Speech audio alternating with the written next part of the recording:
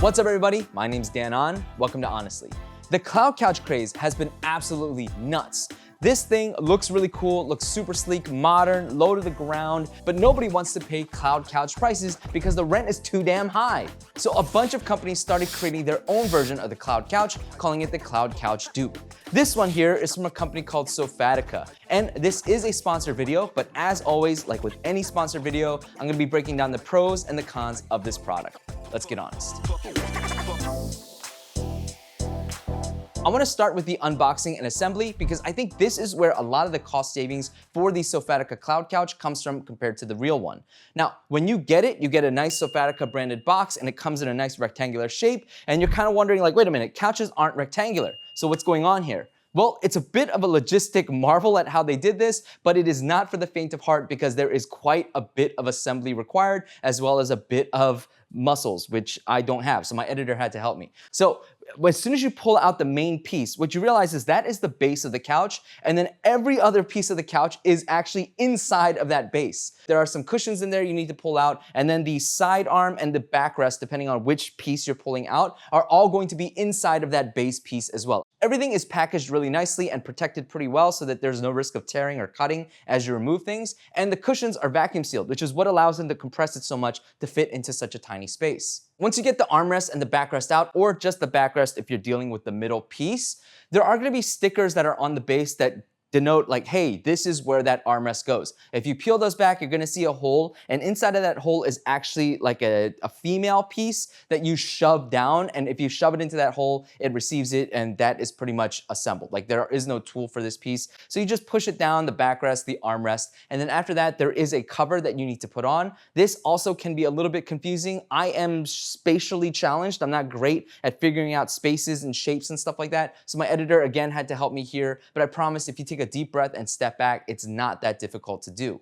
This build process reminds me of IKEA, where every single thing has to be built up. And one of the downsides that I've noticed with IKEA furniture, as well as the Sofatica couch here, is that because everything has to be installed separately, there is room for misalignment. And what you see here, for example, on this left arm of the couch, is that there is misalignment from the base piece to the armrest. And you can actually see this in the cushion. There is a spacing here where the top part is a little bit over the bottom piece, and it creates this little gap right there.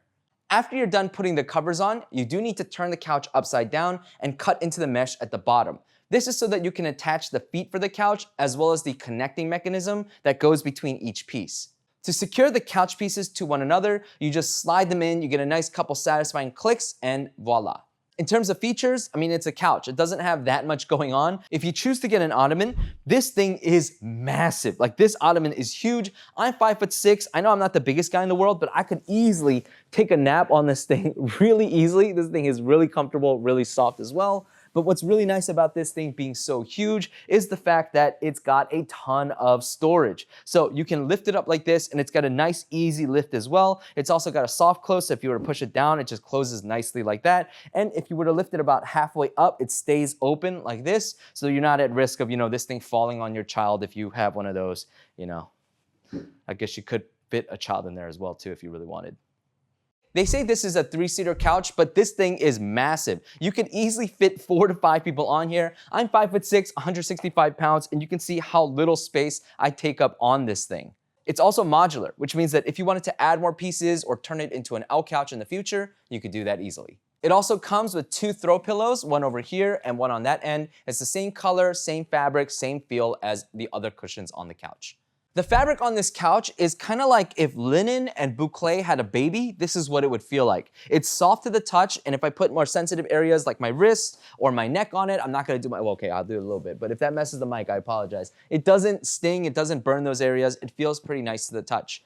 These fabric covers are also removable. You can wash them, and that's a really nice touch because these things, this is the white color by the way, you can see stains on it fairly quickly, so it's nice that they are removable and washable. One con I noticed about this fabric is that after I unboxed it and assembled it all, after touching all these fabrics and stuff like that, I just have this habit of smelling my fingers. I think it's a guy thing, or I'm just in complete denial and I'm weird, but I just smell my fingers and it smelled like Elmer's glue. Now, I will say that this piece and this, throw cushion here, we just unboxed and assembled this today as of making this video because I wanted to capture that process on B-roll. But these two pieces have been unboxed and assembled for over 2 weeks, and these pieces no longer smell to the touch, whereas this new one does. So it seems like it'll take about 2 weeks for that smell to dissipate.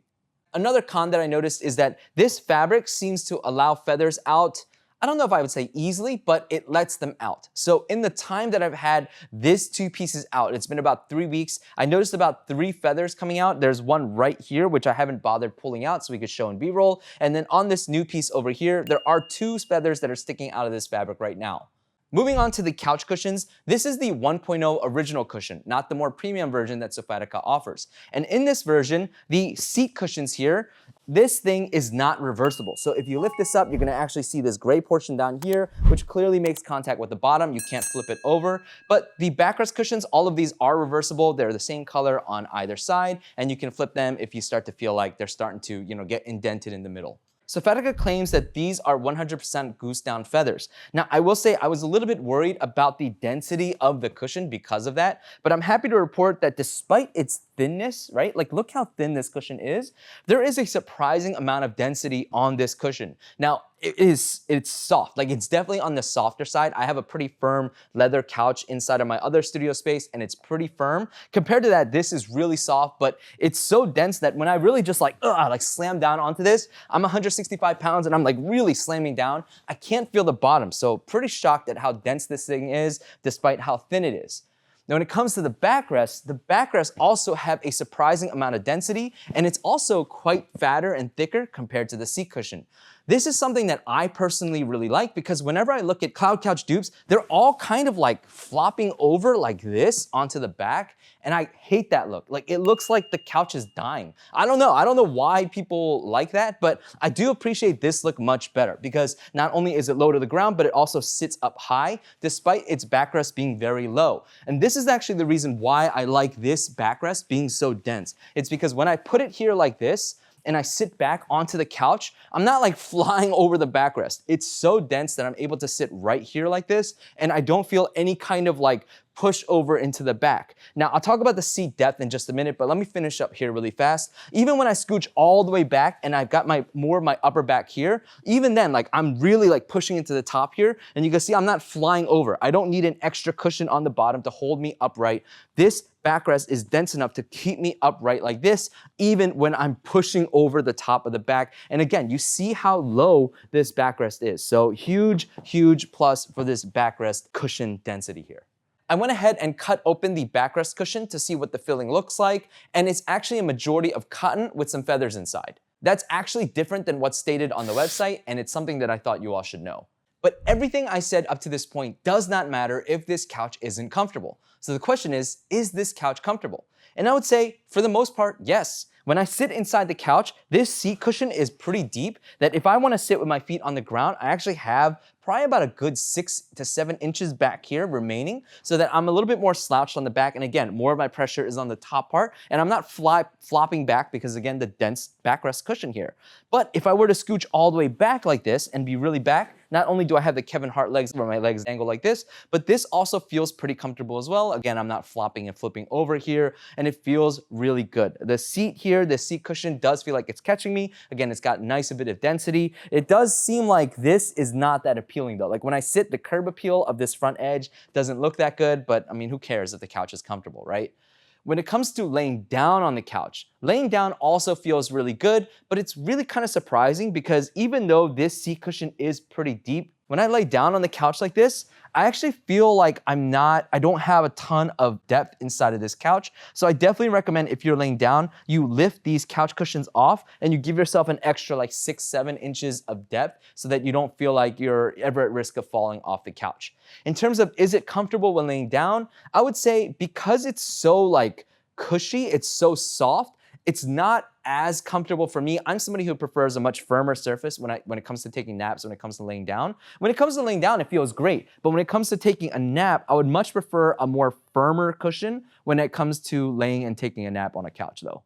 This 3-seater configuration with the Ottoman, with the 1.0 original cushions, comes in at $2,100. And that seems like a lot, but compared to other Cloud Couch dupes out there that I've looked up, it's actually lower in price. And I think a lot of that has to do with the, you can call it efficient packaging. I'm gonna call it annoying packaging because it is quite annoying to unbox and assemble. And it also comes with the risk of things not completely lining up in that assembly process. Let me know in the comments, do you think that this Cloud Couch is worth it? Until next time, stay safe, and as always, stay honest.